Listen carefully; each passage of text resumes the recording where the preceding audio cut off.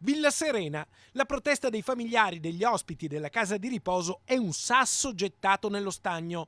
Onde concentriche si allargano in tutte le direzioni, fino a Venezia, dove Nicola Finco, capogruppo della Lega Nord in Consiglio regionale, con un'interrogazione chiede di chiarire velocemente la situazione, mentre l'assessore veneto alle politiche sociali, Manuela Lanzarin, annuncia verifiche.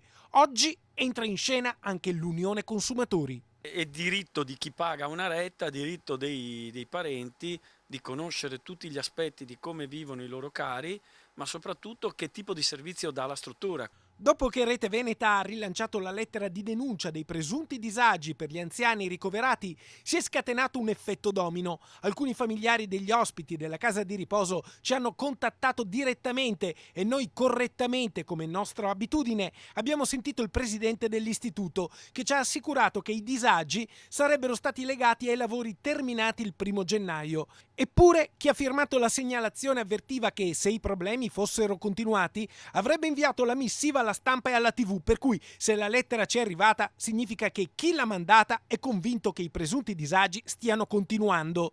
Sulla vicenda il sindaco Riccardo Poletto si è augurato che i componenti della seconda commissione del Consiglio Comunale che si occupa di sociale si rechino nell'istituto per verificare le condizioni dei servizi. Attenzione, se lo è augurato, per noi invece dovrebbe ordinarlo, prendendo di petto la situazione. Ovviamente anche i parenti dei ricoverati, se hanno dei dubbi, faranno bene ad attivarsi per fare piena luce. Noi di Rete Veneta non prendiamo posizione e più che attivare le istituzioni competenti non possiamo proprio fare. Però continueremo a monitorare la situazione finché non saremo convinti dei risultati ottenuti a favore degli anziani.